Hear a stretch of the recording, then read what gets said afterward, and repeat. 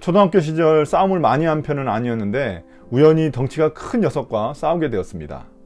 그 친구가 워낙 힘이 세서 도저히 이길 수 없자 제가 그 친구의 눈을 발로 차버렸습니다. 그 친구는 다음날 눈이 시퍼렇게 멍들어서 학교에 왔습니다. 그런데 알고 보니 그 친구가 싸움으로 전교 5등 안에 드는 친구였습니다. 놀랍게도 그 친구 눈을 그렇게 만든 후에 제 학교 생활은 너무나 편해졌습니다. 어떤 쪼무레기들도 저를 건들지 않았기 때문입니다. 오늘 여호사밧에게도 비슷한 일이 일어났습니다.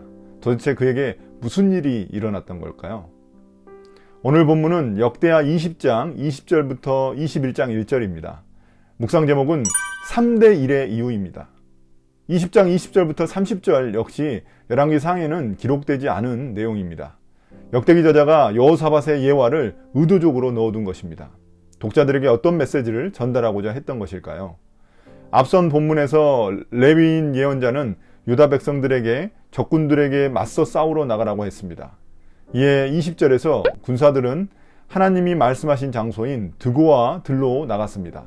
나갈 때 여호사밧 왕이 흔들리지 말고 주님을 신뢰하면 반드시 승리할 것이라고 그들을 격려했습니다. 21절에서 또한 여호사밧 왕은 백성들과 의논한 후에 찬송하는 이들을 뽑아 거룩한 예복을 입히고 군대 앞에 행진하게 합니다. 그들은 주님께 감사하라 그 인자하심이 영원하다는 구절로 찬송하며 나아갔습니다. 그러자 22절에서 놀라운 일이 벌어집니다. 주님은 복병을 지켜 암몬과 모압 자손이 세일 쪽 거주민들을 치게 하셨습니다. 한마디로 같은 편끼리 싸우게 만드는 자중질환이 일어나게 하신 것입니다. 하나님이 세우신 복병을 세일 쪽 사람들의 배신으로 여기고는 서로 죽이게 만든 것입니다. 그 다음에는 암몬과 모압도 서로 배신했다며 죽이기 시작했습니다. 이해관계가 맞아 세 나라가 서로 연합하게 되었지만 그들이 서로 신뢰하는 사이는 결코 아니었습니다. 그러니 결국 서로 믿지 못하고 죽이게 된 것입니다. 이것은 정말 레위인이 예언한 하나님의 말씀이 맞아떨어진 것입니다. 이스라엘 백성들은 전장에 나가 군사들만 배치했을 뿐인데 나머지는 하나님이 다 하신 것입니다. 24절에 유다 사람들이 망대에서 내다보니 정말 적군들이 모두 죽어서 땅을 덮었습니다. 이것은 유다의 멋진 전술로 일어난 일이 아닙니다. 그들이 철저히 하나님을 신뢰했기 때문입니다. 그들은 보통 전쟁처럼 제일 앞에 기마병이나 화살부대를 세우지 않았습니다. 그들은 찬양대를 맨 앞에 세웠습니다. 전쟁의 승패가 전술이나 무기가 아닌 하나님께 달려있다고 믿었기 때문입니다. 세상에서 우리가 치르는 전쟁의 승패도 하나님께 달려있음을 고백해야 합니다. 내 힘으로 할 수 있는 것은 한계가 있습니다. 그러나 우리의 찬양은 하나님이 싸우시게 만드는 놀라운 무기가 됩니다. 25절은 전쟁을 승리한 유다가 전리품들을 거둬들이는 장면입니다. 세 나라의 연합군들이 참여한 만큼 엄청난 양의 전리품을 거둘 수 있었습니다. 그것을 거둬들이는데 사흘이나 걸렸다고 말합니다. 이런 전리품은 하나님이 주신 축복의 선물입니다. 이에 따라 26절에서 여호사밧과 백성들은 주님을 찬양했습니다. 그리고 사람들은 그곳을 찬양 골짜기라고 불렀습니다. 절망의 골짜기가 될 뻔한 곳이 찬양의 골짜기가 되었습니다. 이제 그들은 여호사밧을 앞세워 기쁨에 넘쳐 예루살렘으로 돌아왔습니다. 예루살렘으로 돌아온 그들은 악기를 연주하며 예루살렘 성전으로 나아갔습니다. 이 모든 승리가 하나님이 행하신 일이기 때문입니다. 우리가 성공하거나 승리하고 나면 하나님을 잊어먹을 때가 있습니다. 그 전까지는 분명 주님을 의지했는데 끝나고 나면 잊어버리곤 합니다. 우리 속담에 화장실 갈 때랑 나올 때 다르다는 말이 얼마나 진리인지 모릅니다. 그러나 여호사밧과 백성들은 이 승리가 하나님으로 인한 것임을 기억하는 것입니다. 우리도 큰 일을 치른 후 하나님의 은혜를 잊지 말아야겠습니다. 29절부터 30절에서 이 전쟁의 승리가 모든 이방 나라들에게 전해져 그들이 하나님을 두려워하게 되었습니다. 이로 인해 여호사밧이 다스리는 동안에는 나라가 평안했다고 말합니다. 이 위기가 오히려 오랫동안 유다가 평안하게 만드는 계기가 되었습니다. 지금 유다가 세 나라의 연합군을 대파했기 때문에 다른 나라들이 도저히 싸울 엄두가 나지 않았기 때문입니다. 모든 나라들이 유다를 지키시는 하나님을 보고 두려워했기 때문입니다. 예전에 학교 다닐 때 반에서 제일 싸움 잘하는 친구 한 명만 이기면은 그 다음은 평안해집니다. 조물애기들이 더 이상 건드리지 못하기 때문입니다. 하나님이 여호사밧에게 이 큰 위기를 주신 이유를 이제는 좀 알 것 같습니다. 쉽게 말해서 그 동네에서 가장 싸움 잘하는 놈들을 한꺼번에 물리쳐 주신 것입니다. 그래서 나머지 쪼무레기들은 근처에도 못 오게 하신 것입니다. 이제 20장 31절부터 21장 1절은 여호사밧에 대한 전체적인 요약입니다. 35세의 왕이 된 그는 25년 동안 유다를 다스렸습니다. 그는 아버지 아사와 같이 정직하게 행했지만 부족함과 잘못들도 있었습니다. 그의 부족함은 산당을 모두 헐어버리지는 못했다는 것입니다. 산당은 하나님만 섬기는 게 아니라 다른 우상도 섬기는 장소였습니다. 그 결과 백성들이 온전히 하나님만 섬기게 하지는 못했습니다. 또한 그의 잘못은 아합과의 동맹을 통해 시리아를 견제하려던 일이 있었습니다. 그로 인해 그는 죽을 뻔했습니다. 전에 그런 대가를 치렀는데도 불구하고 그에게 또 다른 잘못이 있었습니다. 35절부터 37절에 그 일화가 소개됩니다.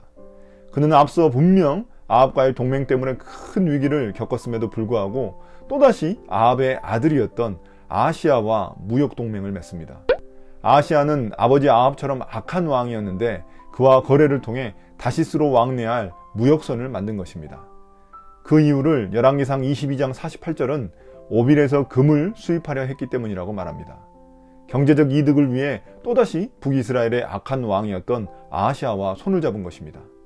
이 때문에 열왕기상 22장 48절은 그냥 그 배가 결국 파손되었다는 말만 나옵니다.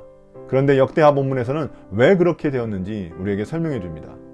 하나님은 여호사밧이 경제적 이득을 위해 북이스라엘과 다시 손잡은 것을 기뻐하지 않으셨습니다. 그래서 하나님은 엘리에셀이라는 예언자를 통해 그의 이런 행동을 책망하셨습니다. 결국 주님이 그 배를 부수셔서 다시스까지 무역선을 보내지 못하게 하셨습니다.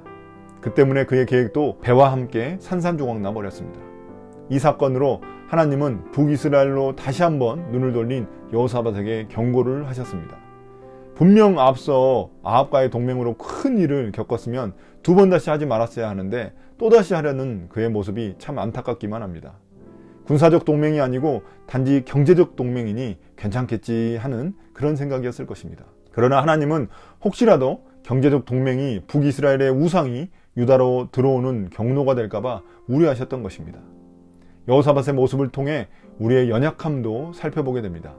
경제적 이득에 눈이 멀어 신앙에 타협하는 모습이 마치 우리의 모습을 보는 듯 합니다. 만일 우리도 이러한 타협이 반복된다면 이스라엘 백성들처럼 결국 만몬신과 하나님을 동시에 섬기게 될 것입니다.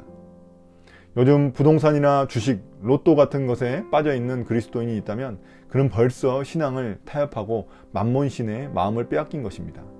아직 그 정도는 아니지만 마음이 조금씩 넘어가고 있는 사람도 있습니다.